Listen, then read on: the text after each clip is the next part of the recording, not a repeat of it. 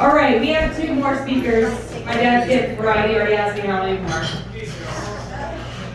Our next roaster is truly a cornerstone of the Millward wrestling program. A wrestler in the 90s and a coach today. He's been with our program for a very long time.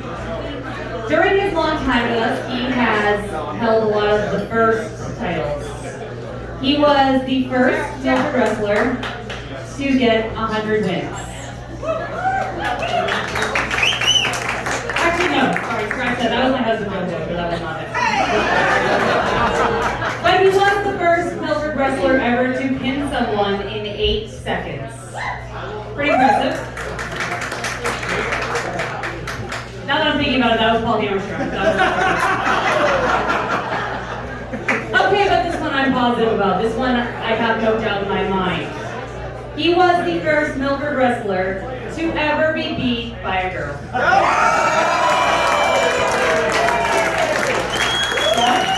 Can you confirm that fact?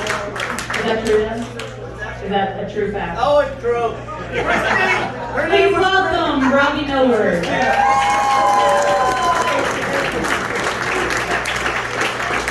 Her name was Christina. I walked up before she even introduced my name because I knew it was about me. So hey, we've got a lot of great people here, some awesome roasters, and one of my favorite things, an amazing wrestling family. So applause to you all for being here.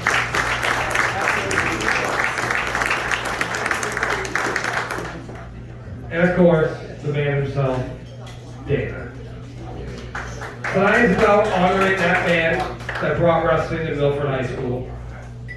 As some of you know, Dana started Milford's wrestling program when he was a young man back in 1925. I'm not saying Dana is old, but I think Abe Lincoln was a former teammate of his. Yes. So while we're here to tell stories and roast Dana, being the sensitive guy that I am, I'm going to be a little bit more sensitive to the fun. I first met Dana in the fall of 1994 as a freshman. I was playing football and a severely undersized person. I was a perfect guy to share a bus seat with. Meyer will know this. That's where I got to know Andy Meyer. They learned that I wrestled in middle school in 7th grade. They wanted me to meet Dana. Let me tell you how pivotal this meeting was. First thing that I noticed as a 5'0" 15-year-old was Dana wasn't much taller than me. I could look him right in the eye. Like, I didn't even know what that was about. He didn't ask me, he told me, you're gonna wrestle. Typical Dana. I was barely 100 pounds and the team needed a varsity 103, so I fit it. Walked into an empty spot, I get to wrestle. That became the best decision Dana ever made for me. It wasn't very good, but I could make weight. And at 103, that was half the battle. Dana would routinely check on me and make sure I was still liking it, which I did. I started to thrive and was improving daily. Then one day it was taken away from me. I wasn't the greatest kid to make bad decisions, got in trouble a whole lot. And the punishment for lying to mom was she took wrestling away from me. Don't know if you know Dana. He was not happy about that. He was not about to let my mom make that decision. So one night while we're eating dinner, my phone rang. I answered it, and I said, oh shit. And I handed the phone to my mom. That lasted forever.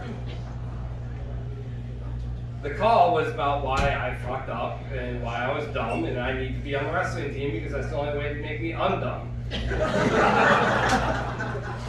Coach said, don't worry, I'm going to handle the punishment. Just make sure he's back at practice tomorrow. I have never ran so much in my life.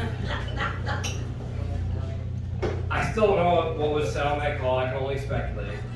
Probably a lot of the team will help them make better decisions. Wrestling is the outlet that he needed. Whatever said was worked, and that is exactly what I needed. I was able to wrestle all through high school. He became better at making decisions, which helped coach teach me some discipline. Outside of coaching me, Dana was a teacher for 2 years in marketing education. I don't know if anybody in here had the pleasure of being in marketing ed with Dana. If you wrestled, you probably should have been in that class. It was there I learned about business and sales. I remember one project, we had to pick out a product at home. And we had to give a sales and marketing presentation on this product. I chose my stereo. We're wrestlers. We listen to music. That's what we did. Planned out what I would say. I had my presentation ready. And during the middle of my presentation, someone noticed I fucked up. And I gave the model of my brother's stereo as opposed to the model of my stereo in my presentation. So being a wrestler, I blamed it on Dana. So it must have been my assistant Dana that put the wrong stereo there.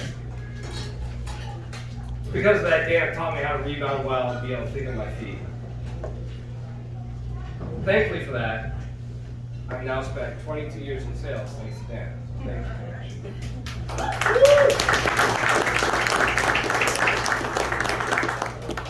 I get 10%. For the rest of my life. It's like child support. It's terrible. So this will be quick.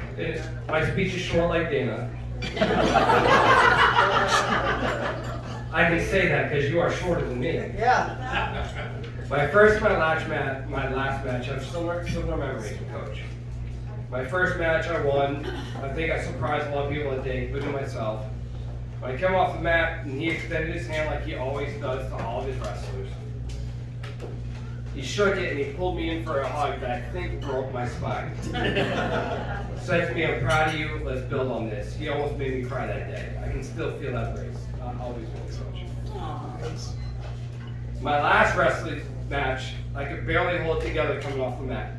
But after once I got pinned, and a fucking lady maker. And he said to me, "I'm proud of you and you will do great things." I lost it and he kept hugging me. So I say all this, and today, Coach, thank you. I'm proud of you.